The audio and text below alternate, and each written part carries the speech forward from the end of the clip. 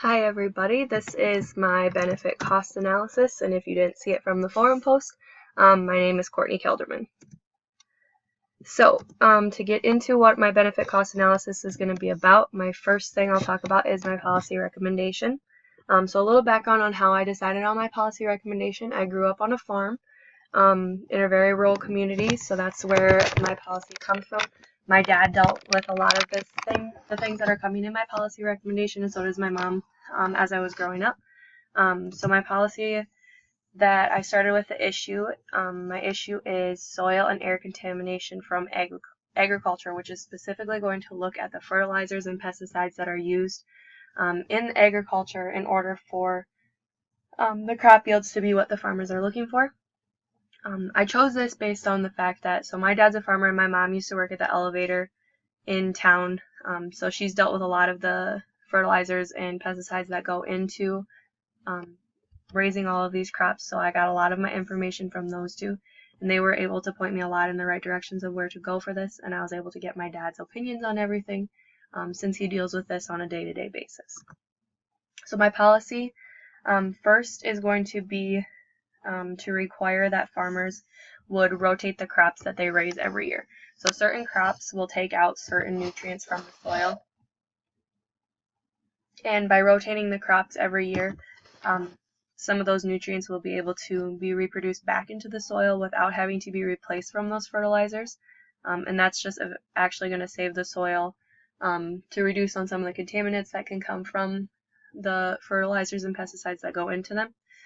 The second requirement is going to be the required use of manure in place of fertilizers as much as possible. It's going to be impossible to completely replace fertilizers with manure because there's certain benefits that the fertilizers can get that manure cannot get, which that's an entirely different benefit cost analysis, and I'm not going to look into that now. The third requirement is going to be the rotation of the actual fertilizers that are used. So depending on what the crop is, that's going to depend on what type of fertilizer is used, and it's basically just to ensure that the farmers aren't using the same fertilizer every year so that the nutrients and everything will have time to be reproduced back in again. So first we're going to look now at some of the benefits and the actual cost. So I did my benefits all first. The first benefit that we're looking at is a lower input cost of farming. So in an article that was published in 2016 by Wildmar, basically went into the idea of manure is free for farmers. So as long as they're crop farmers and livestock farmers. They don't pay anything for their livestock to be producing this manure. It's just there. It has to go somewhere, so why not use it for the crops that you're using anyway for it to be that fertilizer. So looking into a little bit of the cost that farmers pay for fertilizers, the average cost that they would typically spend is $140 per acre in 2016, and Wildmar went into describing how that number has just continually gone up.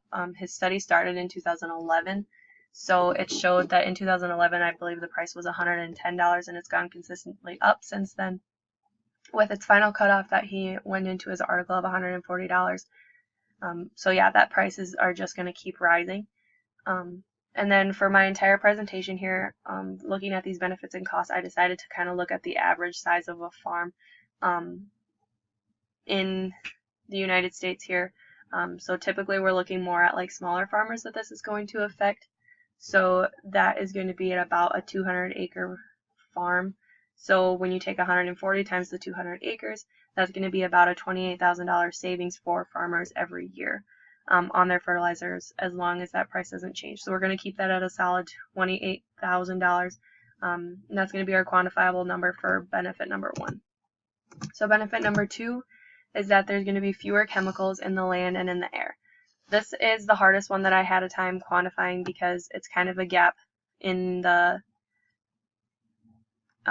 research that was out there. So in an article that was done by Layton in 2010, it kind of discusses a little bit of what a person's marginal willingness to pay is going to be to get rid of that chemical that's in the air.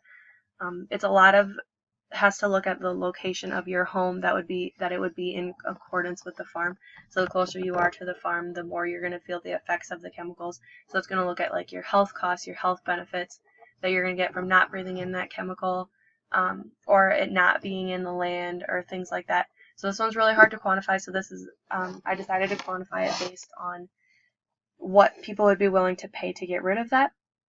So I kind of picked a number based on asking people from where I'm from. I asked a lot of people in my community that deal with this, and since I'm from a farming community, I think that kind of skewed my data a little bit, that people understand that this may be something that all farmers are doing the way it is now anyway.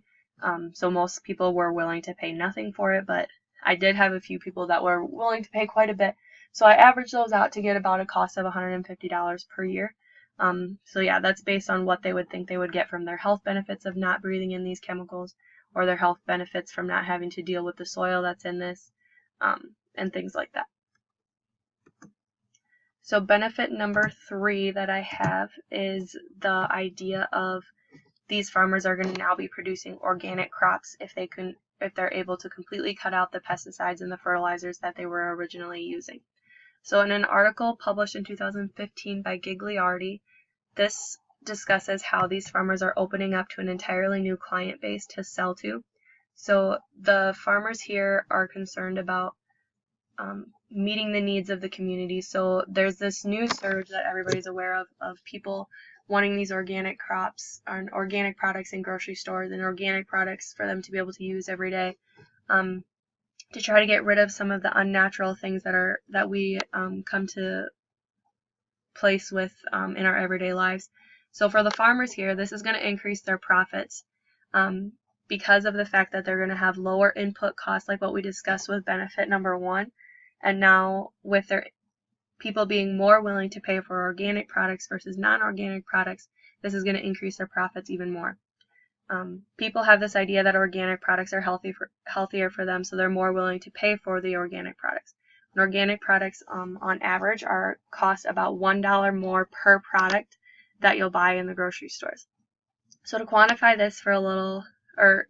this I looked at the average grocery bills for a family of 4, because that's the average family size in the United States. And that average grocery bill, when they're not focused on organic products, is about $126 per week. So if you add that into somebody who's trying to buy all organic products, that organic grocery bill is going to go up to $166 per week. So you take that times 52 weeks, and that got me to a total marginal willingness to pay per year of $2,080. So that's what we're going to use as our quantifiable amount for benefit number 3, for people being willing to pay for farmers to be focused more on the organic products versus the non-organic products. So now going into our costs, my first cost that I have here is the lowering of housing values. So people obviously don't like to smell manure outside of their home. So in a study that's done by Kohler and Lazarus in 2017, those are 2 people from the University of Minnesota, they looked at the benefits that people receive, or not the benefits, the anxiety, or how people don't like to smell the manure outside of their home. And it talked about how you smell the manure typically for up to 2 weeks after the farmer is done spreading it. So looking at this, you can look at the willingness that they'd be able to pay to get rid of this. But this is also kind of a gap because people haven't necessarily looked at what a house is worth when they're closer to the manure versus when they're farther away from the manure. So I kind of plugged this one in as well, just based on the fact that I think that the farther you are away from the manure would indicate that your house would maybe be worth a little bit more. So I know looking at houses that are around where I'm from, there was certain ones that the closer they were to a hog confinement meant that they had a lower value, so that kind of ties into their having to smell the manure that comes from the hogs. So I found a couple houses that were typically around $10,000 or less per year. So that's what I'm going to put in as our plug for cost number 1, is a $10,000 cost for having to smell more manure, since more farmers are going to be using that. For cost number 2, it's going to be locating in the manure for farmers without livestock. So obviously not all farmers out there have both livestock and crops. So this is kind of under the assumption that those farmers that do not have livestock are going to have to go out somewhere and find the manure from a farmer that does have the livestock in order to use that as their natural fertilizer. So this comes at a cost to buy this from other farmers. From the same study done by Kohler and Lazarus in 2017 at the University of Minnesota, it quantified what manure is actually going to cost for these farmers. So in Minnesota, the cost to use manure that was not found at your farm was about $65 per acre when you'd have to purchase it. So putting that again on the 200-acre farm, that's about $13,000 and upwards, depending on where you are in the country and like how nice you are with these neighbors and everything like that. But on average, we're going to go with $13,000. So for my last cost here, I have a lower yields of crop. So based on this, the crop rotation, there's varying prices all the time in the different crops that these farmers could be growing. So let's say the farmer has an option to either use to either grow beans or to either grow corn that year. They're going to be looking at an opportunity cost of which one they're going to have to give up. So if they are on the year, say when they have to be growing corn in order to abide by this regulation, and beans has a really good year, then they'll obviously have to give up that cost that they could have. So this is going to depend on which one is going to be more profitable in a given year. Whichever is more profitable, I gave this an estimated losing cost of $20,000 a year. I pulled that number from an article that was published in 2006 by Mallarino and Ortez Torres. They discussed what farmers are looking at when they're doing crop rotation and how much they typically have to give up when they do switch to a different crop, and what to expect when switching to the different crops. So now, putting it all together, I'm going to look at my benefits total versus my cost total. So looking here first at our benefits, so we had a $28,000 benefit from lowering the fertilizer costs, a $150 benefit for people willing to pay to get chemical-free air, and then a $2,080 benefit from being able to raise organic crops versus non-organic crops. And that brought us to a total of $30,230. Now looking at the cost side of it, so lowering housing values is going to give us a cost of $10,000. The locating of the manure for farmers who do not have livestock is going to be about $13,000. And then lowering yields and the crop rotation was going to have a net cost of about $20,000. And that gives us a total of $43,000. So obviously what you can see here is I actually do not recommend my policy anymore because my costs that I had come up with are definitely outweighing my benefits by a substantial amount. So this policy would have to have some tweaking in order to bring those benefits up or those costs down, or looking at a way to alter it just to get rid of some of those costs completely. And possibly that could be looking into something that's more of an organic fertilizer versus the current fertilizers that are out there now anyway. But otherwise, yes, they would have to find a way to lower those costs. So then here would be the references that I use for this account. Alright, hope you guys enjoyed it.